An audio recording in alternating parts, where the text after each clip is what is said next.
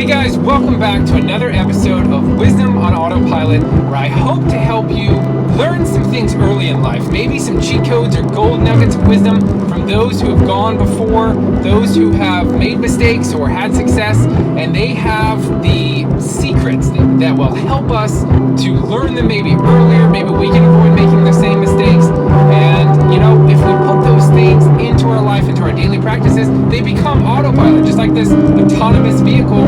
They start driving our lives by themselves. And so why not drive towards success, And what's scary is from childhood and other influences, experiences, things that we're holding personal and we haven't unpacked, we are steering our life in a certain direction right now, and maybe you're unaware of it. So I like to have guests on here that will help identify those things. I like to bring an interesting perspective, and we're all in it to learn together, to move towards success and to aim towards the best version of ourselves. So today I'm having a buddy of mine named Dustin Scheerbaum, who I was in the Marine Corps with. We were in the same boot camp together. We actually drove these amphibious assault vehicles together. I have one tattooed on my arm there. We were in the same platoon together, and we deployed twice together, and we've been through some things, together, and that bond has created a lifetime relationship that most veterans have. This guy was my battle buddy, as they say in the military. He was, a great character friend to have while I was in the Marines, while I was there going through those hard times, away from my family, away from my now wife.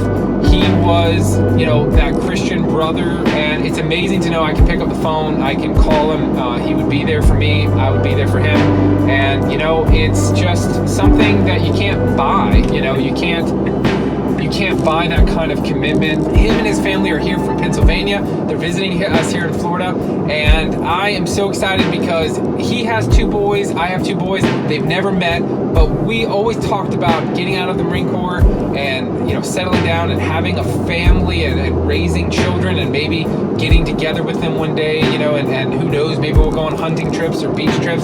And they're down here now at the beach, and so our sons are meeting for the very first time tonight, actually. And so we're doing this podcast today before that reunion, and I'm just excited. We planned out the life that we have now.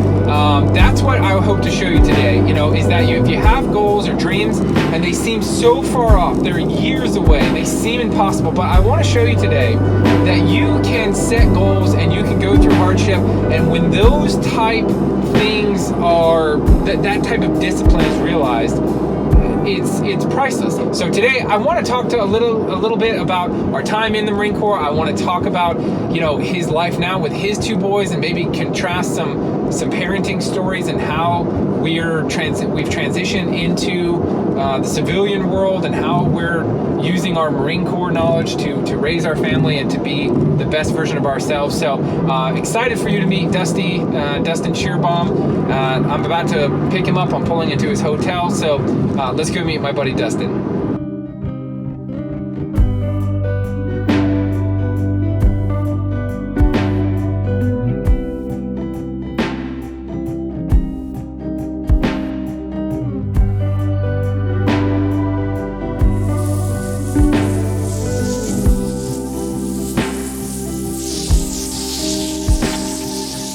Okay, Scheerbaum, welcome to my podcast. Good to be here. This, everyone, is Dustin Scheerbaum. He is my Marine Corps friend. We met, when? We were in boot camp together. We were in boot camp together, but I didn't know you. No, you were in platoon 82? 2082? Yes. Okay, and I was in 2083. So we were in the same company. We were in golf company. You guys were the scumbags down in the trailer. Oh, yeah. And I was up on the third floor with the gun. Yeah. So that was pretty intense. Now, and you're from Pennsylvania, born and raised? Right. And I was born and raised in Florida. So, if it was the Civil War, we would have been fighting. We would be. But thankfully, it wasn't, and we had a good experience together. So we'll be getting into some fun questions today. I'm very excited to have you here. Thank you for being on the podcast. His family's on vacation right now. They're down here in Pensacola, Florida, seeing the Blue Angels. And so you have two boys. I have two boys, which is really crazy. We'll get into that a little bit. But it's really amazing that we're able to bring them together. They're going to be meeting tonight at dinner and this week, and that's really cool. So I'm excited for that. Okay, so you've never ridden in an auto or an electric vehicle, right? Yeah. You've never ever experienced electric. Okay, so you definitely have never ridden on autopilot. Correct. Okay, so we're going to give you the experience here. I think it's safe. We're going to stop. Okay, you ready? Yep. 3, 2, 1. Whee! Did you lose your stomach? No. Come on. Well, this guy's a state police, so he's on high speed chases all the time. But here we go. Okay, so we're going to go on autopilot here. There we are. So the car is driving itself. I'm looking at you. I'm not paying attention. Is it a little unnerving, or how does it make you feel? We were just talking about this. Technology is passing me by. I think it's cool what they're doing. Does it make me a little bit nervous being in the law enforcement profession? Yes. Oh, yes. Yeah, that's true. Well, okay, here's a different perspective, though, because when I first got it, I took a trip, like a 3-hour trip, and I was really nervous to use it, especially on the highway going around semi-trucks.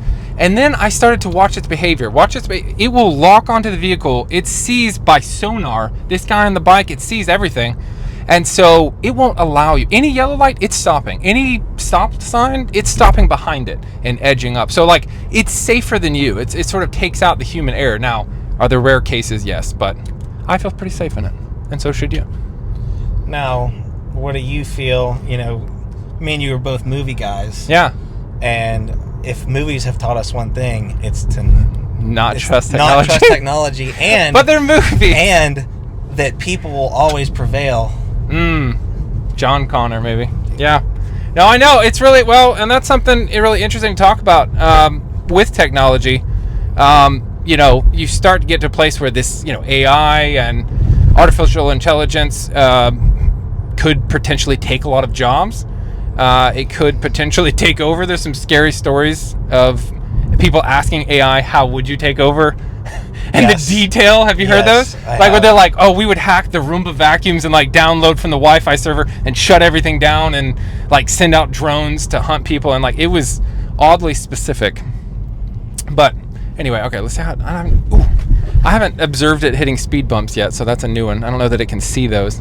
So it's doing, like, you're not doing anything? I'm not doing anything, but every 30 seconds or so I have to touch the steering wheel to keep it tracking. We rented a car coming down here, and it had adaptive cruise control. Oh, how was that? Was that similar to this? It's similar to this. Yeah. It was kind of wild. Did you use it or no? I did use it, but it is a little.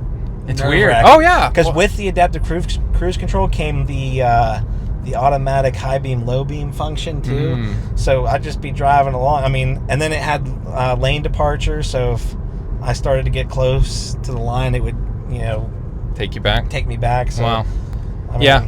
It's it's nice. It's like you said, it's a tool, and that's the balance, I think, is that you can't depend on technology to just take over and run your life. But if you can use it as a tool, yes. If you can use it as a tool to say, hey, give me some ideas, brainstorming this topic, and I don't like any of these, but one of them, I resonate with. So it can be used as a tool, but it's important to, I think, stay with it and stay sharp, because it can pass you by. Yes. It can limit your, potential. If it makes your life more efficient, lean into it. Right. So anyway, all right. Well, so we're on autopilot now. We're going to start. See how it says apply slide turning? Just got to touch it and it goes. Okay. That's it. Yep. Like I said, I named the podcast Wisdom on Autopilot because I have discovered, since we got out of the Marine Corps, and we'll talk about that, we'll get into that, I have discovered that the same like determination and, you can do it and you can do anything and adapt and overcome, like the Marine Corps teaches, applying that to normal life, from having that hard training that we had, that lifestyle that we had that really beat that into us, really actually incorporating that into your life, you really can accomplish, anything that you want to do. I think, what are your thoughts on that? Getting through the Marine Corps and getting through State Police Academy, and those aren't easy things to do. Yeah, no.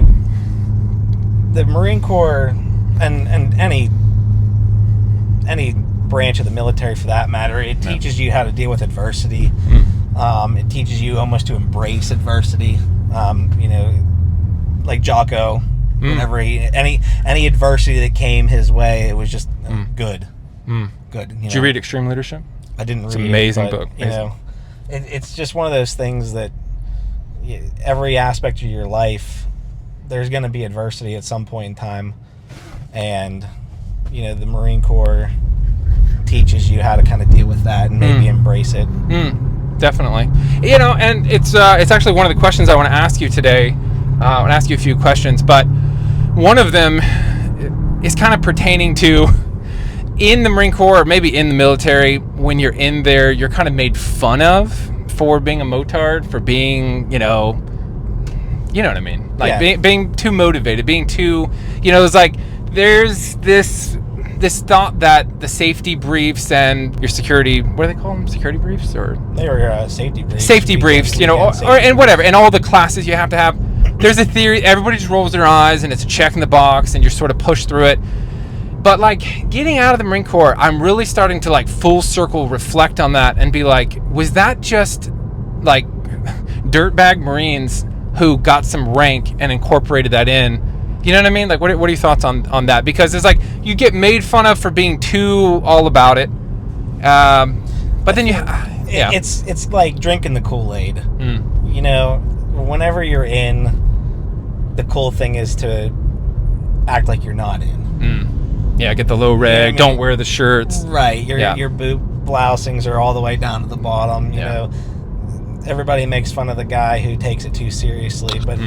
Yeah, I think that's kind of just a way that we all harass each other. Yeah, you can't take it too seriously, and if you do, you're gonna get harassed. That's a good point. Now, we were both in amphibious assault vehicles. I actually wore my AAV Florida shirt here today, but we were both in the amphibious assault vehicle battalion. Maybe tell the people what that was like.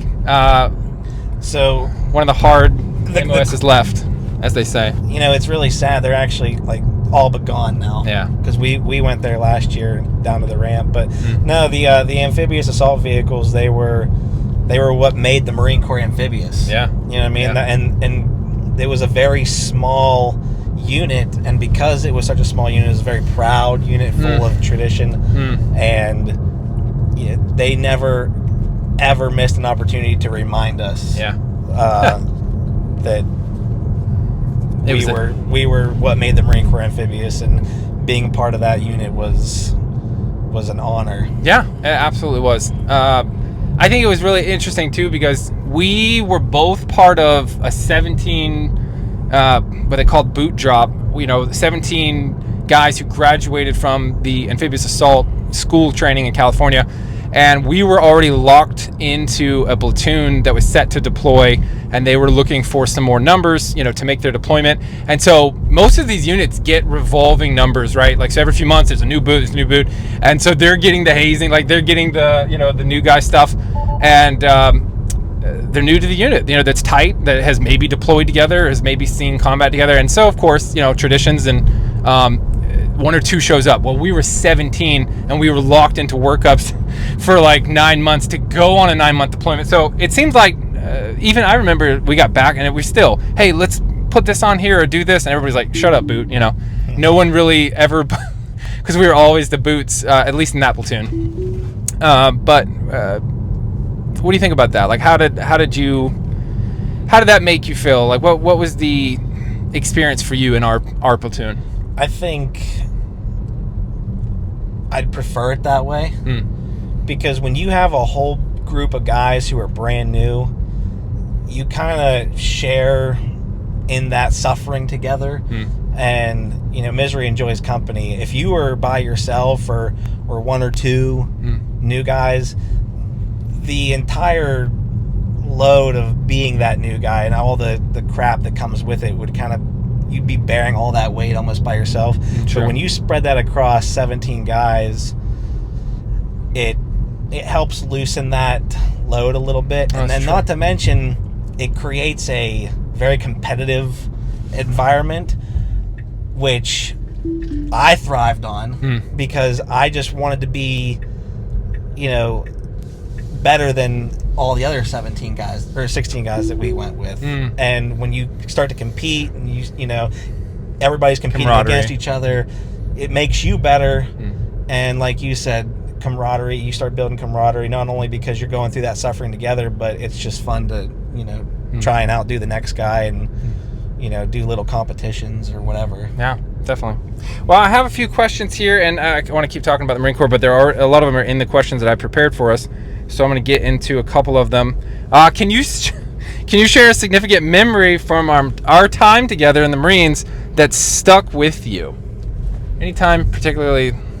I mean, I can do a lot of generalizations. Like, number one, something that, I mean, I still think of to this day is when we were stateside, obviously me and you being Christians, we didn't really want to partake in the crazy partying nonsense that a lot of the other guys in the platoon did.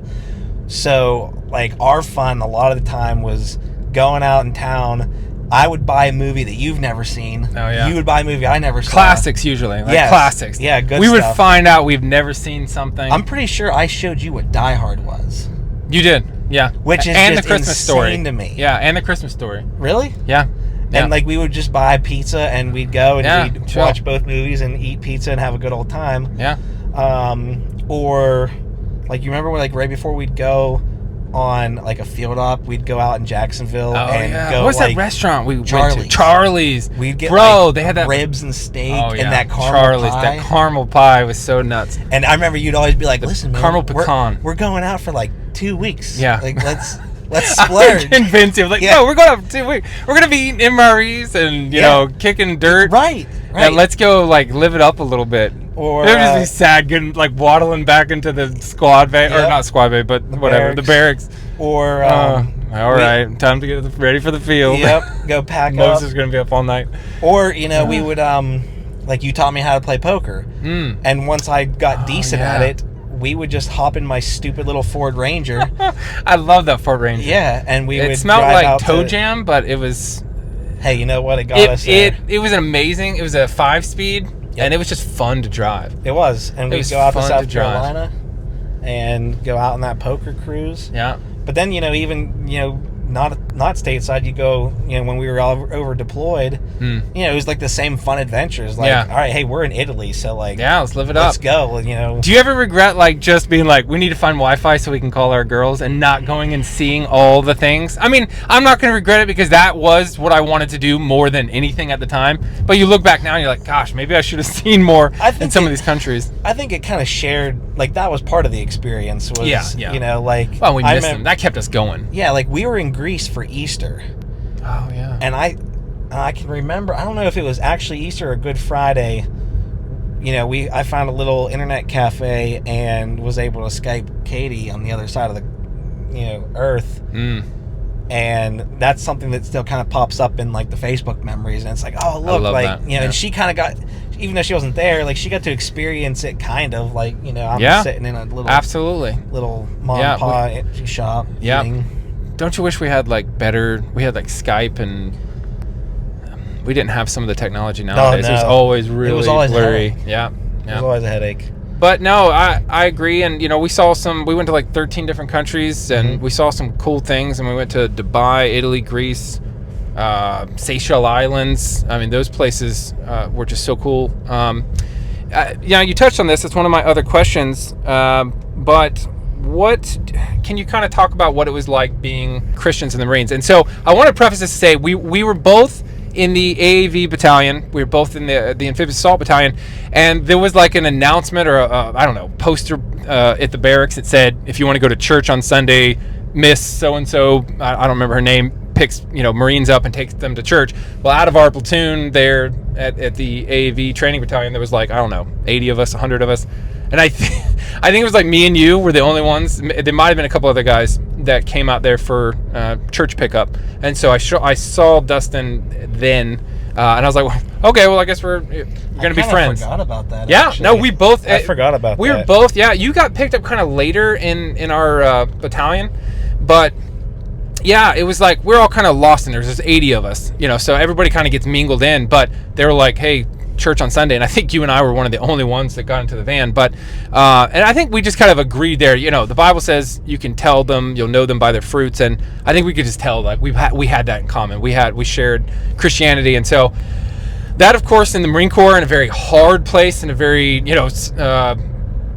difficult place to thrive, or to show weakness, beauty contest, whatever. Christianity is, I don't know. I think it's supported, sometimes made fun of. It depends, of course, on the platoon and everything like that. But what do you think it's like being a Christian in the Marine Corps or in the military?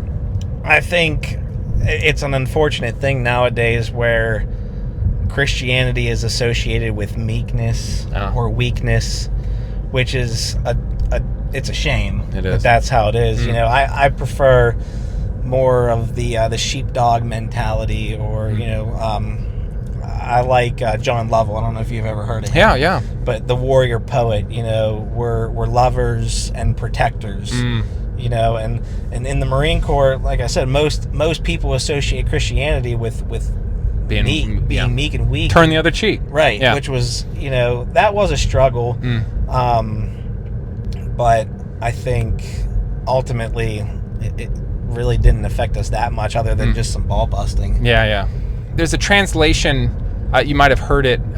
There's a translation of the meek shall inherit the earth, that the word meek there is better translated into those who have swords of destruction and know how to use them, but choose to sheathe them. And that is so much better of an example of, like, and I think you agree with this, and you resonate with this, that you should train, you should be ready to kill, you should be ready for war, but like you said, you should be able to love your wife and be gentle with your children, and I think that's the best balance. It's like Jordan Peterson says that if you have a man who's not capable of violence, then he's not a disciplined man. It's the men who are capable of violence but are able to control it and only use it whenever they have to. Yeah. That's what's a courageous and virtuous man. Yeah. He calls the opposite kind of like a domesticated house cat. It's like, you're not good because you're trying to be good. You're just actually weak. Right. You're just blending in and cowardice. So yeah, I totally agree with that. How has your military experience influenced your approach to parenting, especially raising two sons? Now, again, I know I touched on this in the beginning, but it's really cool that we both, like, when we were in the Marines, when we were in these other countries, when we were in the desert, when we were on ship for 9 months, when we were in Japan for 6 months, we were always pumping each other up. Man, this many more days left, this many more years, whatever. We're going to get back. We're going to get out. Going to get married. Going to start a family. Like, we said we were going to do all of those things, and here we are. Like, it gives me goosebumps to think about. And we also beat the Marine Corps, the Amtrak curse, right? That says that you're only going to have girls because of what you were exposed to or whatever. I got cancer twice, but I did have boys. But we both have two boys. Now, your boys, Easton and Mason. That's right. They're, what are their ages? So I got a 6-year-old, Easton's 6, and then Mason's 4. Okay, so George is 7 and Tristan is 5, which is hilarious. And so both of our boys are going to meet tonight. Going to be rolling some footage here of that. But really excited about that. Those, like, to me, those are the things that make the stint worth it. Like, and I'm sure you found those things after life, after getting out. But, like, just, I kind of want to explore and talk about that, the benefit of having those kind of discipline goals, right, that are years out, and a lot of hardship to go, maybe, 7 more months on this ship, or however long left in the Corps, but being able to have the patience and the daily vision of that, and then getting out and actually bringing it to life. I mean, those are like the real gold nuggets of life. I mean, having children and now being able to teach them some of those principles and see the goals and the dreams come to life. What do you think about that? Yeah, I agree. I was fortunate enough, and I think you were too, though. I don't want to give the Marine Corps too much credit. I went in disciplined. Oh, yeah. And I think you did too. I went in being able to deal with adversity. Now, granted, the Marine Corps only helped improve those skills. Yeah. But, I give a lot of credit to my dad. Yes. Who, yes. He wasn't in the Marines, but, he's a hard worker. He's disciplined. And he drilled those principles into me, which I'm sure, which is the same for you. Yeah. And that only helped us succeed. You know those guys who go in the Marine Corps who didn't grow up with that, and the guys who did. You can spot them a mile away. You can spot them a mile away. They're the ones that make everybody pay for everything. And I won't name any names, but I can think of one guy off the top of my head that maybe didn't deploy with us because he didn't have those values growing up. And but the nice thing about being in the Marines is I've seen it from a dad to a son. I've seen it from military to the Marines to a Marine, and now I can kind of take the best of both worlds and make it your own, right? And create my own system for my kids. See, now what you just said there is what I want to get into, and one of my next questions is, how do you assimilate back into life after the Marines? And what you just said there, I think, is huge in that you don't, even though the Marine Corps breaks down your identity, we know that. That's what their claim to fame. They strip your identity away and they build a Marine in its place. But I think it's important, and that's what it takes, right? For going into combat, being that hard, that disciplined, you have to have that type of instant obedience to all orders and charge the tree, go find volume, charge the tree line, charge the enemy, whatever, instantly. But I think you have to unpack that on your way out. And a lot of people, you go do all the checkout classes and try to assimilate back in, and they give you those classes, but people make fun of them. People don't take them seriously. And then they come out here and they don't know what to do with their lives. And I think what you just said is so huge in that you have to let me take a little bit of that. Let me take a little bit of that. Let me take a little bit of that principle. It doesn't mean I don't agree with everything my dad said. I don't agree with everything the Marine taught me. I don't agree everything with you. But there's things that let me take a little bit of that. Let me apply that to my worldview, and if you have the pursuit of the truth, and get past your ego and have the pursuit of finding the truth, you can learn from there and continually improve your little system and how you raise your kids, how you live your life.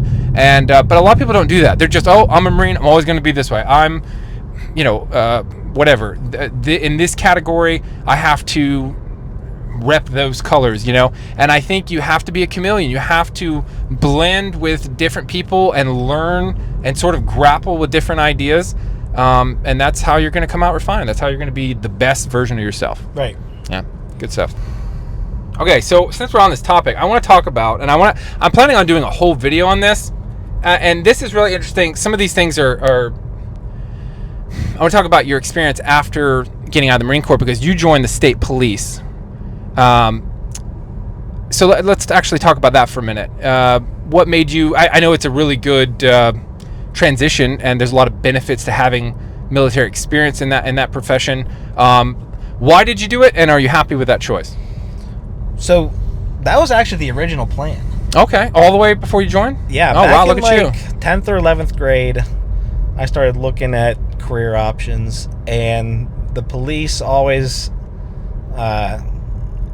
it interested me. Yeah. Something I considered that would be a career path.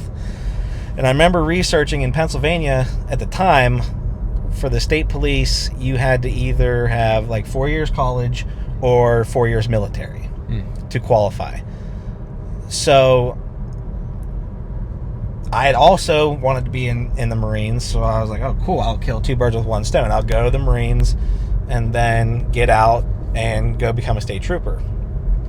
So I got out, and I remember looking into it and finding out that the academy is like a 7-month live-in academy on the other side of the state from where I lived. And I was under the impression at the time that you don't get to go home. They don't send you anywhere close to where you live on purpose. And I remember, talking to my wife at the time, or, well, still my wife, but at the time we had the conversation, and if I wanted to be away from home, I'd have just re-enlisted. That's why we got out in the first place, was because, we kind of wanted to just come back and be around family. Yeah. So I ended up getting a job in the chemical plant where my dad worked, and I thought I was going to retire from there. That place was awesome. Oh, yeah. And they ended up shutting it down, moved it off to Japan. We all lost our jobs. And that was really dangerous too, right? Can you tell like a little bit of what you were doing like on a daily basis? Like you could have died pretty much every day. Yeah, in the chemical plant, yeah, it was rough. We made resorcinol, which is like the resin used to bond tires to like the cords. Oh my gosh. And like I would mix like it was like a combination of like caustic and Dysol, and it was like full of carcinogens, and like the caustic was super hot, and it was acid, and it was bad. Wow. But it paid really good, and I loved that job. Of course, they moved it off to Japan. So I remember going on unemployment, and part of unemployment was you have to go to job fairs. Yeah. I saw a state trooper. And I was like, well, maybe it's not a bad time to explore that option again. So I honestly don't remember why I didn't start that application process then. I remember talking to one. They might have been on a hiring freeze or something. I don't really know. I eventually started working at a steel mill, which made the chemical plant look like a cookie factory. Really? Yes. Wow. So I worked at a steel mill, and I poured steel there, and that place was rough. I mean, I would catch fire on a regular basis there. Spontaneous combustion. Are you serious? Yeah, wow. Just radiant heat. They have guys that are just like ready to put people out, or what? No, you just put yourself out. Hey man, hold on. Yeah, like because I poured steel there, and like I would train guys. But before I left, I was training guys to pour steel. They'd catch me on fire. They wouldn't even know because they had their shields down. I'm sitting there ripping my boot off because I had to, like, this one time my foot caught fire inside of my boot. Oh my gosh, dude. Which was wild. So by the time he got done doing what he was doing, he took his shield off. I was sitting on the platform with my boot off and my sock off, and he's like, "What are you doing?" I was like, "You caught my foot on fire, like inside my boot." So. Oh my gosh. Yeah, but you were like, I gotta get out of here. Yeah, well, it was rough, but you know what? It was a really good paying job, and it had great insurance. When we had my first son, like we didn't have to pay anything to have him, and I had kind of resorted to the fact that this is what I'm going to do because it was providing for my family. I believe in my wife to be a stay-at-home mom, and that's how I was providing for us, and it was working. So it didn't make her happy because she hated, me working there. It was dangerous, but, we didn't really have much of a choice. Well, one day I came home and there was a postcard or a Post-it note or whatever on my door that said, "You need to call the state police in Franklin," which is the state police barracks that covers my area. And I was like, wonder what they want from me. I didn't do anything wrong. So you're in trouble. Yeah, I thought I was in trouble. State police. So I called them, and they said, "Hey, did you buy this gun a couple months ago?" And I said, "Yeah." And they're like, "All right, well, it was stolen." Oh my god. And I was like, "Okay, You're like, well, now what?" Oh man. And they're Nightmare like, scenario. Yeah, and they were like, "Well, we have to come out and verify that it's the gun, and if it's the gun that is stolen, we got to confiscate and take it." And I was like, "Okay." Wow. So they rolled in too deep, and they came in, verified, yeah, this is the gun that was stolen. And they took it? They took it. What? Now, where did you buy it? I bought it off Gunbroker, and little history about what happened. Gunbroker, it was like a pawn shop that was the seller.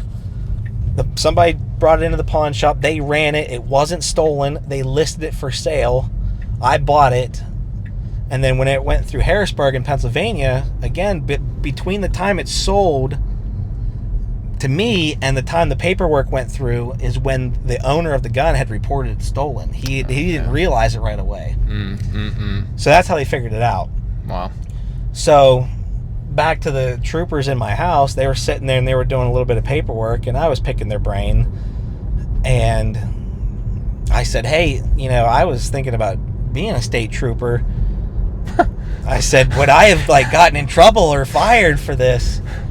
And they said, well, number one, no, you wouldn't get fired. You wouldn't get in trouble because you're not in trouble now, and it's not like there's different rules. And he said, number two, he's like, you made a giant mistake not joining the state police. Oh, wow. And I said, why do you say that? And I can remember them, I don't know how they knew this, but they were like, with your background, you would excel. Oh, wow. And I said, what are you talking about? So they had looked into your background and saw you had... into me. I guess they were trying to figure out what kind of a person I was. Huh. Wow. But I remember them leaving. Because of a stolen gun. Because of a stolen gun. You joined yeah. the state police. Yep. That's crazy. So I didn't know that. I went ahead and I put my application in, and there was a couple headaches along the way. I wasn't going to go because Mason was going to be born while I was out there, but I remember that. I think you called me and you're like, I'm really struggling with this. I probably did. I was struggling. Yeah. Because tough. That's why we didn't get that goes back to that first time. Whenever I lost my first job, Katie got pregnant, and I wasn't going to go when she was pregnant with Easton. So we had Easton. I just went to the steel mill, and then this time around, I joined up, and I was getting ready to leave, and Katie's like, hey, I'm pregnant again. I was going to pull my card. Oh my gosh. And she's being the incredible woman she is. She's like, no, you go. I'll hold the fort down.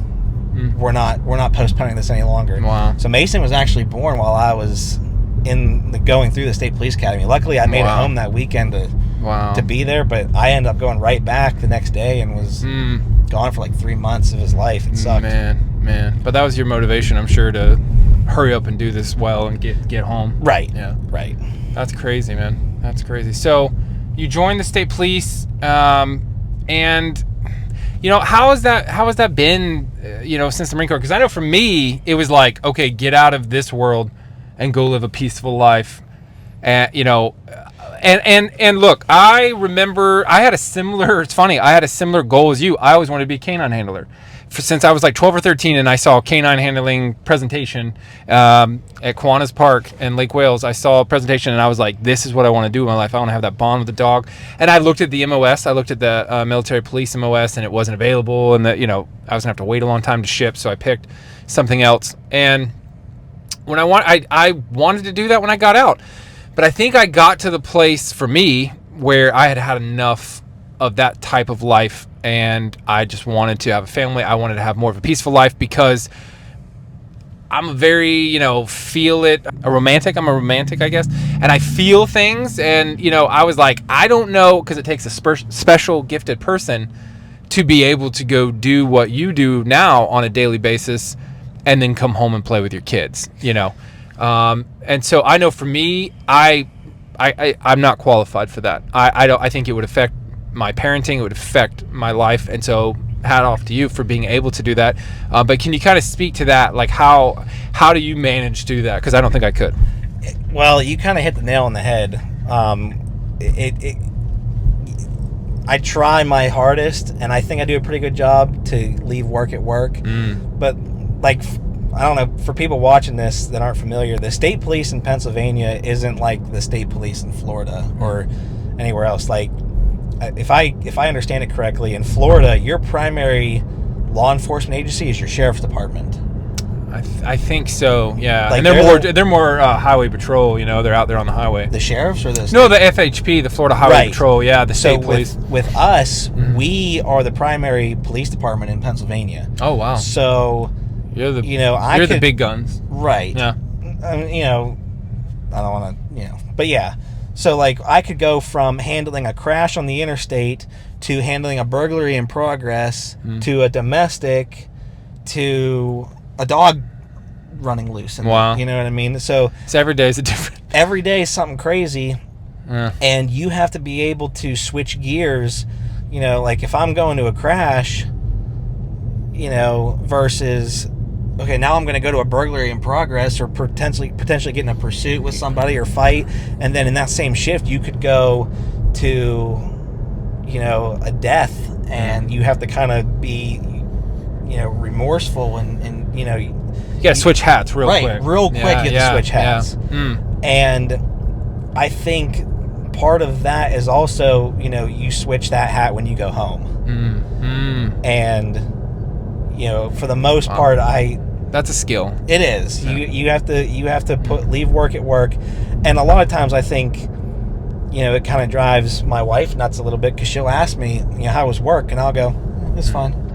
It's like... You're almost like, no, I took the hat off. Yeah. I need to put that off. Exactly. Yeah. It's like, you don't... Like, I cannot get into that right now. Because it might... You might get fired up. Or something bad happens at the very end of a shift, and it's like, you got to come home and you got to put that away. And, again, I'm not perfect at it. And sometimes, it'll affect my mood at home, and Katie kind of roll with that. She's like, hey kids, let's go in here and do something. Let's let Daddy have a second. She does really good, and I usually can. She's pretty good. She can pick up on the signals, and if she doesn't, I might tell her, like, hey, just to let you know, it was a bad day. And be ready, or kind of right, like, hey, listen, like, get the kids a little situated, heads up, or and it's not always like.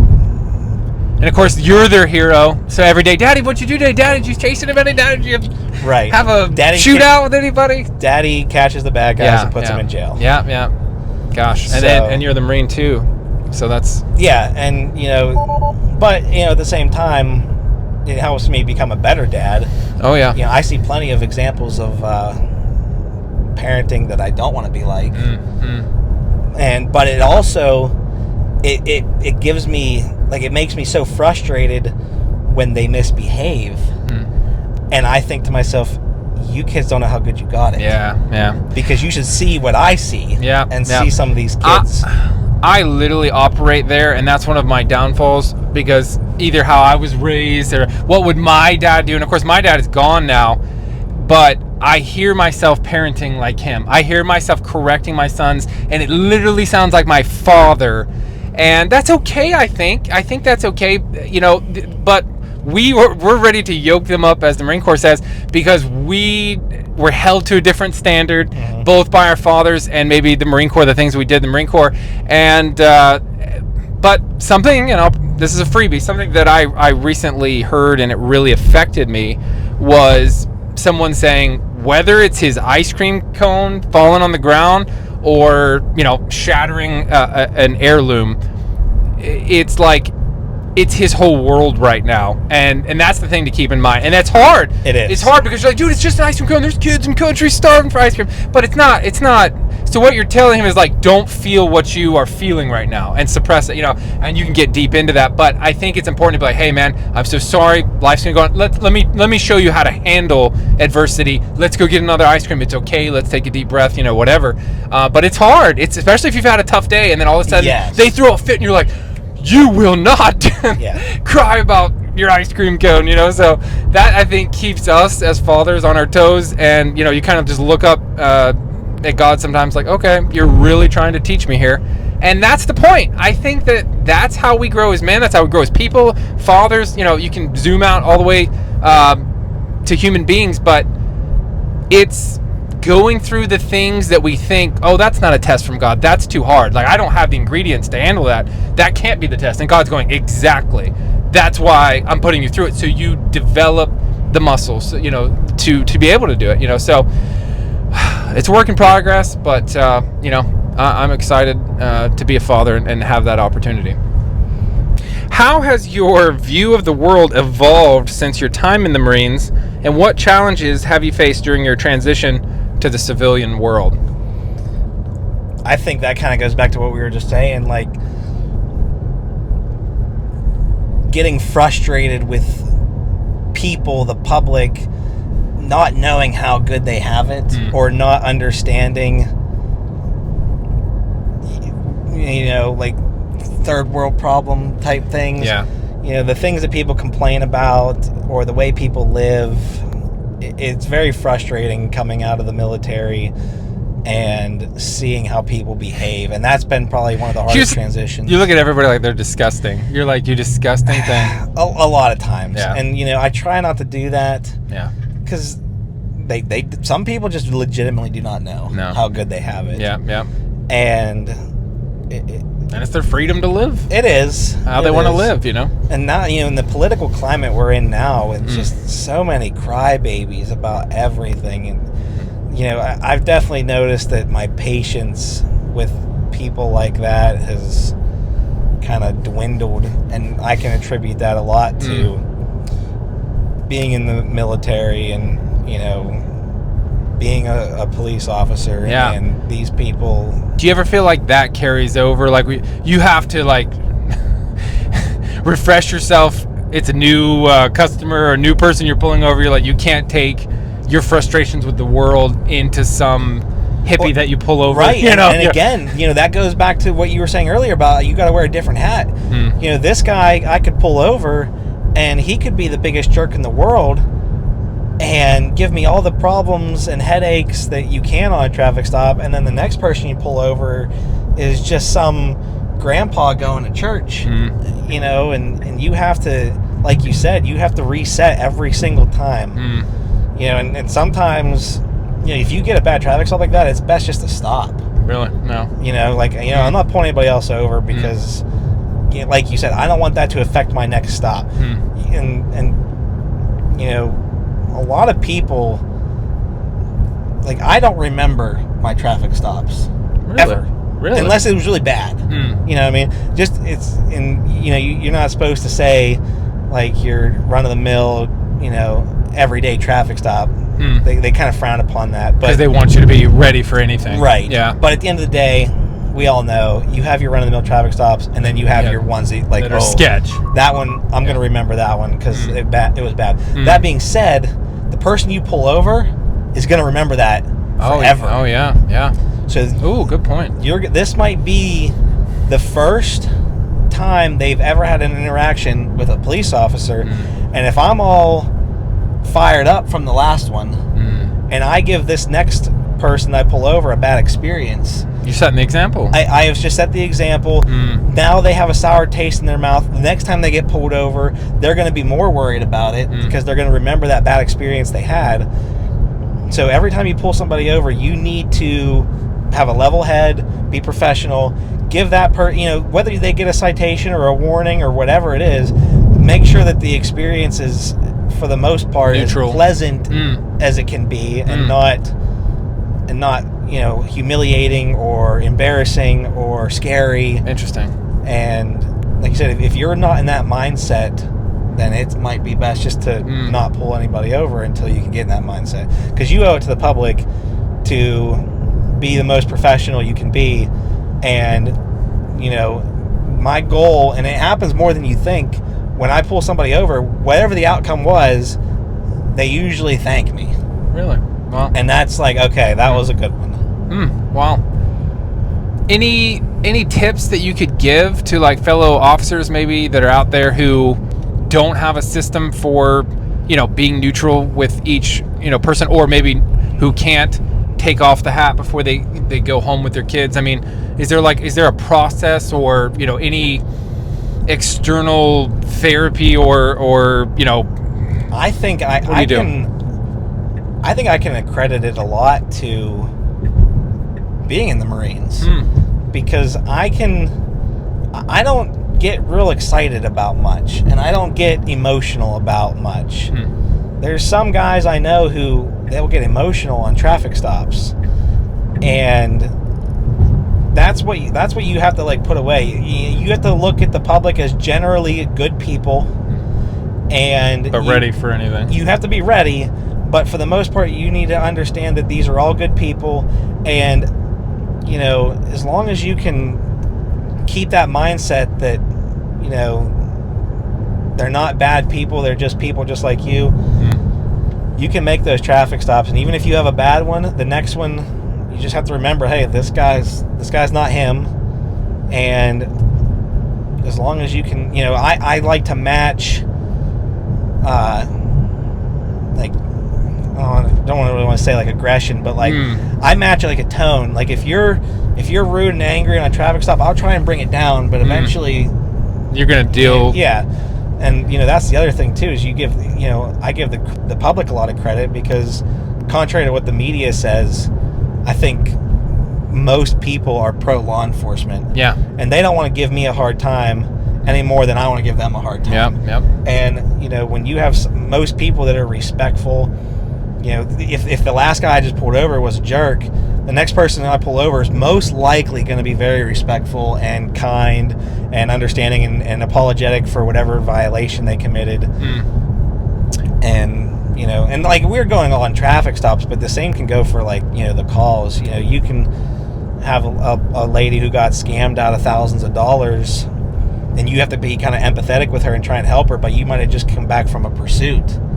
So you're all pumped up on adrenaline. You have to keep remembering, like, calm down and be sympathetic with this lady who just lost her life savings. Yes. Yeah, man. So, I think, just as an outsider's perspective looking in, I think the number one thing that and I think it's a superpower for anyone, but one of the best tools to have in your toolbox is emotional regulation. Yeah, you have to be able to control, which you get from the Marines. Yep.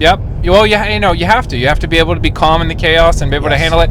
And I just think that in the long term, there's no way. If you're clinched and white knuckling everything, that's no way to live. You have to be ready. You have to be prepared. But I think, especially in your line of work, someone is talking crazy. Someone is, like you said, really aggressive. The Bible says a soft answer turneth away wrath. And I think sometimes people, and of course in your line of work, you don't know what they're on or, what's influencing them, what they just came from, what's in their trunk, and of course you're having to read their body language the whole time. You've got a lot going on. So therefore, since you have a lot going on, you can't be distracted with Dustin's adrenaline, that feels like your manhood has been flicked in the head, by this guy who just, bowed up to you or whatever. You have to stay calm. Because you're a couple decisions away from taking lives, at all times. My dad, I'll tell him stories about some people that I deal with getting spit on or, getting in fights or whatever, screaming, calling us everything in the book. And he always asks me, how do you not lose your mind? How do you not lose your temper? And again, number one, I just don't get excited about much. It's hard to get me riled up. And number two, I know that I'm going home that night, and those guys are going to go sit in jail. So you're not going to give them the power. You're like, I have the power. Right. Like your words are just falling on. I'm going home tonight. Yeah. You're not. I'm going to have dinner with my family. You're going to jail. Yeah.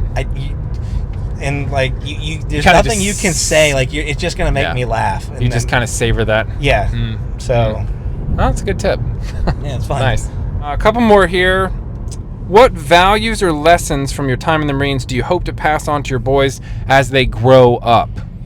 We talked a little bit about how they look at us, and I know it's funny to me. My boys are always asking me stories. Dad, did you ever do this? Or Dad, did you ever shoot one of these? Or whatever. And those are always fun. It's always fun to kind of go off on a story. You always sort of go back there to that memory in your mind. But what values and principles do you think that you got, as we were talking about earlier, that you kind of take this from your dad, take this from the Corps, take this from different people that have influenced you in your life, and what do you think through the military that you would pass on to your sons?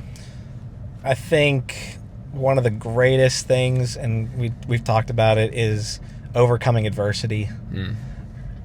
And you were talking about whether he might drop an ice cream cone, but to him, like, that is just the worst thing in the world. Yeah. Even if it is still the worst thing in the world, it's still adversity, and he needs to figure out how to overcome it. Deal with it. Yeah. In today's day and age, I don't think, like, you have a bunch of whiners. Everybody whines. Nobody wants to just, for lack of better words, pull yourself up by your bootstraps and go. Yeah. And I attribute a lot of my success in life to being able to conquer adversity. And I got that from Dad, and I got that from the Marines. I got it from being a police officer. So if I can't teach my kids anything else, it's to face adversity, because with that, if you're scared of something but you do it anyway, like, courage. Face it, man. Face it. Yeah. When you boil it down, it's facing adversity. And I want them to be courageous. I want them to be brave. I want them to, you might not want to do this, but you're going to do it anyways because that's what needs to be done. And that's, as men, I love that. You need to be able to make the tough decisions. You need to be able to do the tough things. It's what life is. It is. It's what life is. Life is adversity. And if you can conquer adversity, then you're going to be just fine. Yeah. And I want my kids, above all else, to, not to give up, not to whine, but to persevere, to conquer adversity, to be successful in everything they do because they refuse to quit. Love that. That's so huge. Reminds me of that scene in Fight Club. Did you see Fight Club? I did. Remember that Fight Club wherever his hand is burning, whatever, and he's like, this is your pain right here. Just focus on it, get through it, and the movie's pretty crazy, but it's definitely a good example. And like you said, life is a series of problems and disappointments and hardships, and you have to be able, it doesn't mean you have to be happy, in the storm and I think there's power in that, in like Paul and Silas, praising the Lord in jail and rejoicing in the storm. But I think us showing our sons how to deal with the problems is the most important thing. How to face diversity. The temptation is to the cheap parenting, the easy fatherhood is to say, oh yeah, that's nothing, stop being weak, you have no idea how I had it, and walking away and slamming the door. But the other father gets down on his knees, sorry, I'm thinking about my sons, gets down and picks up the ice cream cone and says, hey son, it's okay, I know this happened, help me clean it up, let's clean it up together, let's go get another one, let's figure out how to get this taken care of. But it's showing them how to face the problems without crumbling, under the pressure of whatever they're dealing with. And I think, you see that in a lot of the Marines. You see that, I'm sure, in your current job, folks who can't handle things and they just shut down. Yep. But the best thing to do, and I heard this, I don't know where I heard this, but in a dream when something's chasing you, turn around and face it. Face it and learn from the mistakes, learn from the lessons, and let it refine you, let it tell you what you're missing, and work to get it, and work to get through it. And if you have that mindset, there's literally nothing that you can't accomplish. And I want my boys to realize that. The Marine Corps teaches that as well. Adapt and overcome. Marines, see the challenges and they run towards them. And when you hit that fight or flight, you better fight. Yeah, that's what I want my boys to do. Yep. Don't run away. No, I want you to, like you said, you turn around, you face whatever that problem is. That's what Marines do. That's what the military does in general. That's what police officers do, and any first responder. You run towards the chaos. And I don't necessarily care if my boys are in the military or police officers. They do whatever they want. That's a good question. But the principle is you run towards that chaos. You embrace it. You never run away from the problem.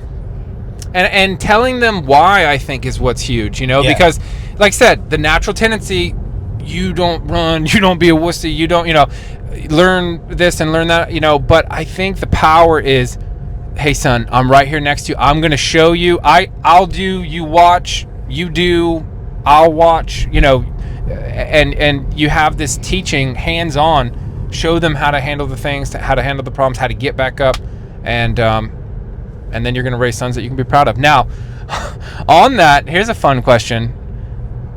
What do you think if your boys come to you, and I know they've probably said it now, mine currently want to join, George wants to join the Air Force and Tristan wants to join the Marines.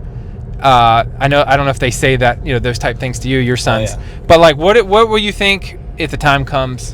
Because the odds are out of two boys for both of us that one of them at least is going to follow in Dad's footsteps. What do you feel about that? Especially today. I mean, and we're talking years from now, but what do you think? If 5 years ago, I'd have been on board with it. Nowadays, it makes me nervous. Yeah. It's a shame to see what the military... But that's what our parents said. Our parents said back in my day, it was, and they were right. For the most part. They were worried about it maybe getting a little soft, but I mean, I don't know. Well, the military just seems so woke, and they're not concerned about winning fights anymore. They're just worried about occupying and checking boxes. And, diversity, equity, and inclusion, like just so everybody feels accepted and has a place and everybody gets the opportunity. It's like, no, like the military is not an equal opportunity employer. You know what I mean? You have to check a lot of boxes, and every time I turn around, they're getting rid of more boxes. But I don't know.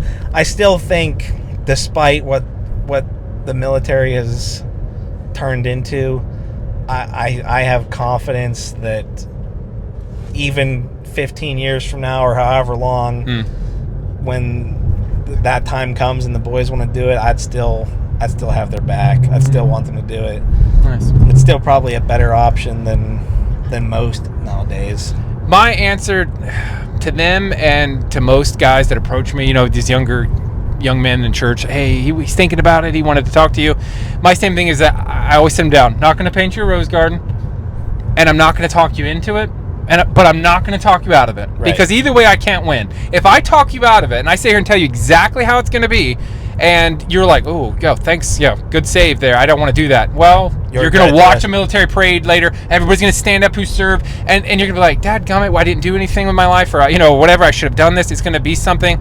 It's like, how many people come to you like, my biggest regret is not all the time. And but if I talk you into it and you get in there and he was like, what was dad talking about? So I'm just going to give you the facts. Here are the facts. And I'm going to give you the pros and the cons. It's one of the greatest honors I've ever accomplished, any title that I've ever accomplished, and there's a pride to it. You go places and you meet Marines. I just met a Major General a couple days ago and a World War II vet, and it's like when you have that connection to have served or been in different places, a station here and that. There's a pride, there's an honor to it, and I think that's huge, and I certainly would not ever want to deprive anyone of that. But it's a lot. I mean, it is a huge ask on your life, as it should be. You're training for war, and that leads me to one of the last topics I want to talk about, and it's how do you feel?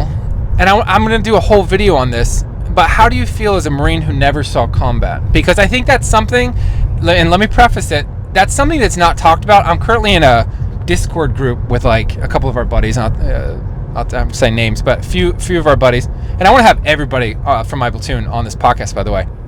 I'm in the Discord with 3 or 4 guys and I kind of asked them that the other day. I was like, how are you guys doing? Like, how are you guys doing with this and that and the other? And, it's like, how do you come from a tight-knit unit that is training for war and playing war games and war unit cohesion, discipline, let's break them every once in a while to show that, and that was the motto of our platoon. Let's literally crush their soul every so often so they know who the boss is and we keep them in line.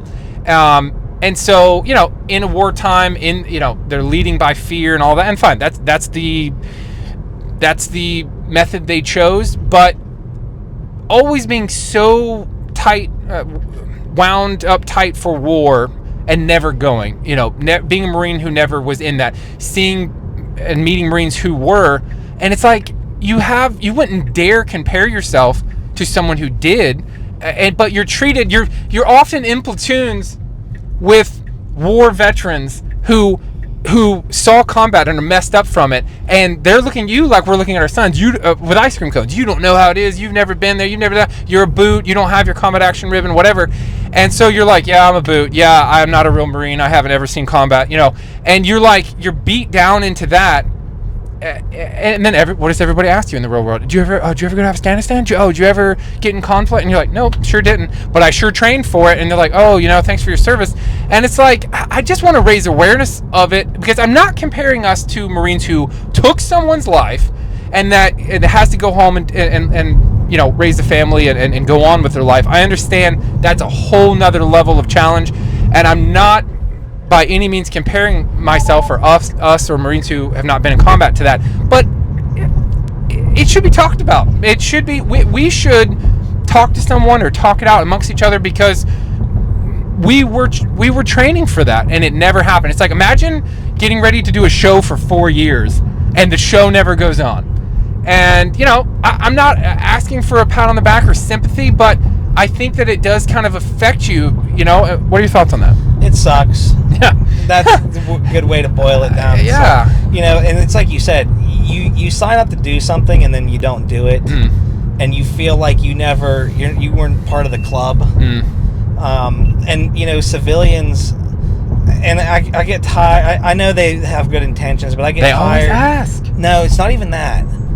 It's like, well, you got lucky. Oh, yeah. Oh, thank God. Thank God you never had to go to that. You don't know how lucky you are. And it's as a civilian, I understand that thought process, but it's like, no, I'm not lucky. Yeah.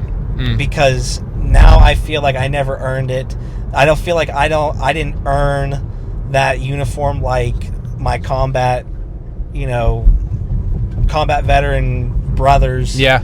I feel like, those guys are the real heroes. And, it makes me feel like every time it's Veterans Day or Memorial Day and people come up and thank me for my service, it's like, I feel like I didn't earn that.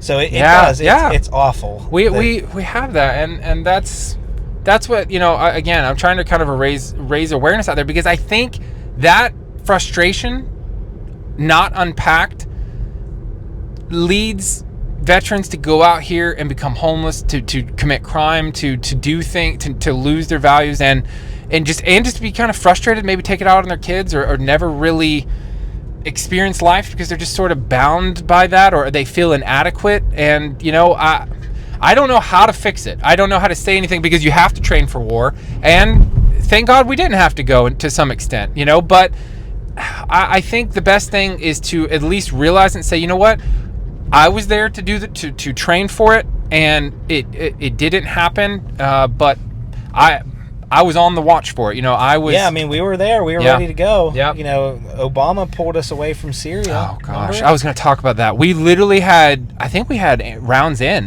They weren't condition 1, but they were in, and we were on the border of Syria and Jordan, and we were going in for like Eager Lion. Was it Eager Lion or something? We were going to it. We were going to the Seychelles. And we turned the boat around. Oh, yes. We turned the boat around. We were heading to Syria. They announced it, and they're like, we're going in to get refugees out, and we're going into a dangerous area, and we're going to have rounds, and it's an area of conflict. So we were, I think, just by going in, we would have got our combat action ribbon. It's hard to say, but maybe not. Like, it got stripped from us, that opportunity. Yeah. Some people, and this might even be offending some combat veterans who are like, no, you guys don't know what you want. Like, you don't know what you're asking for. Yeah. And, I'm not trying to upset them either. It's just, it's... No, but that's the frustration. That's the frustration, because we are sitting here right now and saying, we don't rate, and we didn't do it, and it got that. But it's like, that leaves an emptiness, that leaves kind of like a, I don't know. It's a hard thing to get grasps on sometimes. And I think the first 100 civilians asking you, did you go to Afghanistan? Did you go to conflict? Did you ever get in any, danger? It starts to weigh on you, it just starts to weigh on you. And, so yeah, I just want to bring this up to say, if you're a veteran out there and you're experiencing that, there are others. And I think it's important to find other veterans and, maybe talk about it, and, just realize that you were there, you punched in your time, you earned the title, and you did the thing, and you were ready, but it wasn't, in your layer of... It wasn't God's plan. It wasn't God's plan. And so take comfort in that and move on, Okay, we're pulling in here, getting ready to end, but I have a couple more questions. What do you think the closest we ever got to combat? Now, we talked about when we were outside of Syria, but I think when people ask me, how real did it ever get? I tell them the story when we're outside of Syria and we're going to go in. But for me, do you remember the brief we got from Captain Reeby on the ship where we were going to do guard duty on the Suez Canal with the 50 cals? Yep. And he said, there's going to be people that want to antagonize our country, and they're going to have mounted guns on boats, and they're going to come towards the ship, and at the last minute, they're going to turn around because they want to get you, they want to provoke you, they want to start an international incident, and you will have a direct line to the captain of this ship. And the people on both sides with AK-47s, and if you're fired upon, you have to request permission from the captain to return fire, because this is like the most realist moment for me ever, because he said, if you think your life is worth an international incident, then you are effing wrong. Yep. I'll never forget that. We were in the well deck of the ship, and that was like, it got really real for me there. And of course, I had one of the duties, and it was pretty much harmless. I mean, there wasn't a lot. There was some sketchy people that definitely. I was on the 50 cal on the back of the flight deck. Yep. There's pictures of it. Yep. And that was a crazy time on ship. Just happy to be on this end of it, and it's been a great life experience. And and if you've been in the military, you will know that you will always have friendship with the people that you were in with and that you were close to. It's a weird, people talk about it as the brotherhood and everything like that, but it's like, I haven't seen you since 2021 in Pennsylvania, maybe. I came up there in 2021. Yeah, we had breakfast. It's been like 3 years, but again, we can just get right back. Get right back. Absolutely. We can get out of the car and wrestle. I mean, it's just you get to know someone, and we're from a long way across the country, but it's nice knowing that, hey, when I can get on a call, hey, Scheerbaum, this, that, and the other, and to have someone that understands, it's very important. So definitely encourage Reconnect with your veteran friends. Yeah, we actually 6 days. Funny story. So we're wrapping it up. 6 days before we deployed, I got this tooth knocked out. It's funny. It's number 15. When I go to the dentist, I'm like, 15 is hurting me. And they're like, you don't have a 15. But there was a gentleman in our platoon that knocked me out and broke my tooth 6 days before we deployed. And I lied and said I fell cleaning in my room. And I want to have different people from our platoon on the podcast and ask them different questions. But it was a really interesting thing, because do you remember when Gunny brought the whole platoon like in the barracks? I don't know what they call that, like the rec room, and he gave this like long talk. Probably because he was. What I like to think of is that since we were attached to 3-2, we were attached to the main side infantry battalion. He did not 6 days before deployment want to have to start a case or show that he had Marines that were involved in assault. But this gentleman that knocked me out was still able to go on the deployment. But he got dealt with. He had to do some crazy work down in the bottom of the ship when we got off on some of these islands. And when you're on a ship for months and months, first I was like, oh, what kind of punishment is that? But when you're on the ship for months and months, that is punishment. So, and of course, I don't hold anything against this Marine. Like I said, I like to have him on the podcast now. And something similar happened to me. Oh my gosh, I forgot about the kick.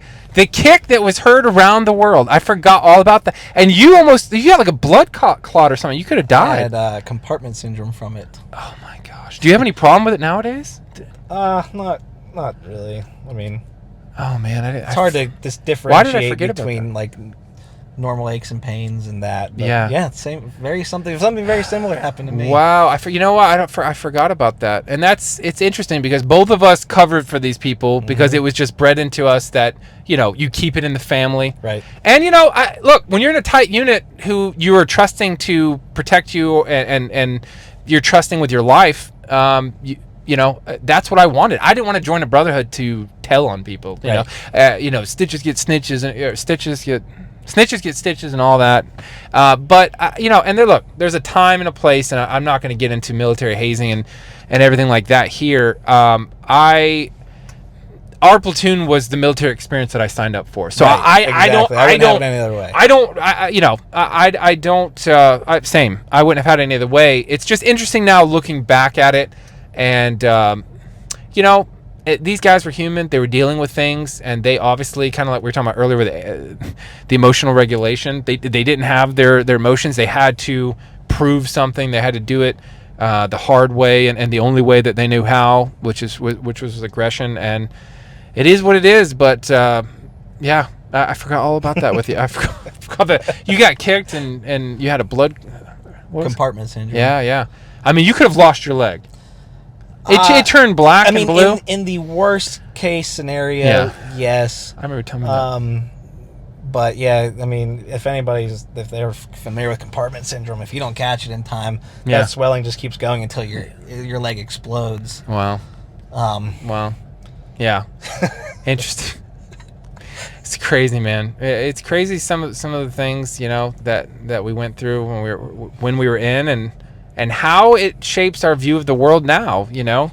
But again, I think as men, that's what we have to do. We have to take pieces of our childhood. On this channel, I really push unpacking your childhood and thinking about your father and mother as human beings who are trying to do the best they can, but were they having bad days? Did they make mistakes? Yes. That happened to us in formidable years, and so it's on us to go back and say, okay, and you get a perspective as a parent with that, and being able to say, oh, you know, these were his shortcomings, and I'm going to take them and improve upon them. And it might be something that I don't agree with, or that I remember it really hurt me or caused me to go off in a separate mind space or a rebellious streak or whatever the case may be.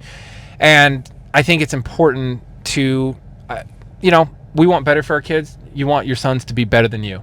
You want them to take here. You want to like a hand off the torch. Here, son.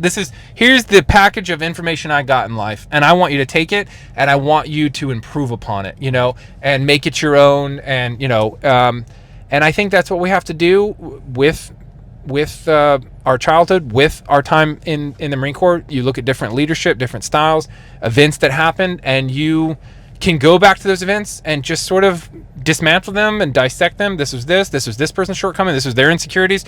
The guy that hit me, his wife was pregnant with their third child, I think, second or third child, and he was leaving on a 9-month deployment. He was, you know, frustrated. I don't remember all the situation with yours, but, and again, it's not making an excuse for these people, but they're human, you know, they are human, and this was their sin, this was their shortcomings, this was their mistakes. And when you can look at people that way and not take it so bloody personal, and just be able to step back and see it for what it is, you can heal from those things. You can kind of just have a laugh about it and move on. Now, you know, you don't just completely dismiss some people that really did something that you need to say, okay, but realize it for what it is and move on. You know, what do you think about that? No, I'm with you. Yeah, I know it's a lot. With you. On the podcast, I ask people for like their gold nuggets of wisdom or like their best life advice. So any like one-liners, favorite quotes, what advice can you give to this generation for being successful, for having a good life? Nobody cares, work harder. Seriously, right, I mean, it's tough love, but yeah, nobody cares, work harder. That's good. And I don't got anything more than that. Yeah. You know, that's goes back to the whole adversity thing. It's just everybody's got problems. Yeah. Nobody's life is perfect, and we're all dealt different hands. But at the end of the day, nobody cares. Work harder. Work harder. Very well. Work for what you want, and you will have it. Like that. Love that. Do you have any methods for like writing out your goals and like putting them into any sort of systems, or what? I mean, how do you, when you want to accomplish something, when you laid out the plans to join the Marine Corps, to be in the State Police Academy, I mean, is it just like all determination in your head? Yeah, I mean, I don't want to disappoint you with any kind of like, boring answers, but that's just it. Like, no, that's, you decide. If I decide I'm going to do something, it's just I'm going to do it. I don't have to write it down. I don't need a little journal. I don't need a PowerPoint with all my, like, no, it's just mindset, exactly. Yeah. That's a great word for it. You know, if I want to join the Marines, I'm just going to go do it. If I want to be a state trooper, I'm just going to go do it. You know, and it's got me where I am now. You know, did you ever develop any like methods that really, or any like thoughts for, let's say, getting over the obstacle, you know, in the Marines? Like what?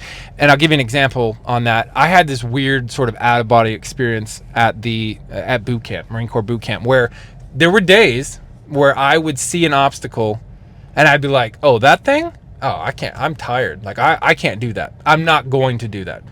I'm going to sit here and relax, and I'm going to watch myself do that. Did you ever make like a disconnect where you're like, I'm going to literally flick on a switch and turn into a beast and just No, Beast the thing. My method has all because I've always been competitive. My method was somebody else has done this. So if they can do it, then you there's can do it. absolutely no Nothing reason. new under the sun. No. Yeah. That's just. I mean, I can remember the very first time I can remember having that thought. This is kind of like a stupid little story, but No. I can remember going to a carnival one time, and there was this ride that I really wanted to ride, but I was terrified. I didn't want to ride it. I thought, something bad was going to happen. And I remember seeing a kid that was like my age, and I saw him up there riding that ride, and he was having a blast. I'm like, oh, if that kid can do it, I can do it. I can remember that day. I remember the ride. I remember where I was. I don't remember about what age I was, but again, it doesn't matter. Like there's almost nothing in the world that you are going to want to do that somebody else hasn't already done. And it's like there's no reason. Like that person's not better than you. They just had the determination to do it. Yeah. And Love that. if you want it, do it. I love that. And I teach my kids a lot too. If they want to do something, we went to a water park while we were here. There was a really steep, scary slide, and the boys were like, "I don't know about that." And then I saw this little kid walk past him and go down the slide, and I'm like, "He just did it." I'm trying to instill that competition in them, and it worked. Easton, there was this like 12-year-old kid who was at the top of this slide, and he's like, I don't want to do that. And Easton literally, he hadn't gone down the slide yet. He walks up behind this kid and shoves him aside nice and easy and goes, watch out, I'll do it. Wow. And he goes down the slide. You're like proud. I was so moment. proud. I was so happy. That's my boy. Yeah, and it's like you did it. Like that's what it is. It's somebody has done it before. There's no reason you can't do it too. I like that. And that's good. Nobody cares. Work harder. That's great. The biggest obstacle if you want to get something done is yourself. If you want to make excuses, the mountain is you. Yeah. But somebody else did it. They figured it out. You can't do. Love that. I use a similar method for like if I'm doing a presentation or something, or I'm expected to turn in something. You get that anxiety. Is mine going to be different than everyone's? Is mine going to be wrong? Am I stupid? Like all of these lies that most of us tell ourselves. And it's like a comfort is on those same, it's kind of parallel to what you're saying. For me, it's like they're humans just like me. And even if mine is different, it's my version. But, I'm a human just like you. This is my interpretation of the project. And I'm going to just not have any anxiety over it. I'm going to be comfortable, and I'm going to here's my unique contribution. This is the way I, feel or whatever, see it. And then you can take the anxiety of it. I'm human just like you, and just like you're saying, if it's something has been done, then you can develop the skills to do it. Yeah. You might not do it the first time. No. You might have to evaluate and try again, but that evaluation, that learning, that falling down and looking back up at the obstacle and going, oh, I need to go faster. Oh, I need to, get a little more of a running start. Whatever is the data that you used. It's all data. It's all corrective data. And when you can take the personal out of it, I'm not good enough, they're thinking this, I'm scared to do this thing, and you can just say, oh wait, I'm going to just do it. And if I don't do it, I'm going to take notes, And so anyway, thanks for coming on the podcast. Love you, man. Really thankful that God gave me you, as weird as that is, corny as that sounds, God gave me you for the experience, for your stint in the Marine Corps. Well, again, appreciate you having the podcast. Looking forward to our boys meeting. Semper Fidelis, and thanks for being on, Dusty. Thank you. All right, very good.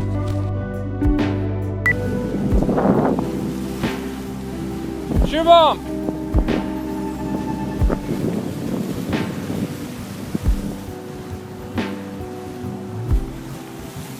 Hey, they're all up here. They're like showing off, man. They keep jumping. Yeah, there's a lot of them. Hey guys, welcome back to another episode of Wisdom on Autopilot, where I hope to bring you the cheat codes of life, different gold nuggets of other people's great advice or wisdom that can hopefully help you. Hold on, I'm getting a call. Hello. I'm staying here. he's just a buddy that gave me a ride back to the hotel, so he's not going to be part I'm of just it. dropping him off. All right, that's all I needed to know. You're all good to go. Thank you, you, sir. Whoa, whoa, whoa. That's a wicked shirt, sir. Thank you. Yeah. That looks great on you, Thank man. you so much. Yeah. We both drove these in the Marine Corps together. Really? These are amphibious assault vehicles. It's my buddy from the Marines. I haven't seen Oh, him. Yeah. I got one tattooed on my arm. We're actually doing a podcast right now. Guys, Yeah. are ahead of the podcast? Yeah, absolutely. Yo, saw it. All right, there you go. All right, man. Thanks. Have a good one, guys. Hold on a second. I don't know what that meant. I don't know either.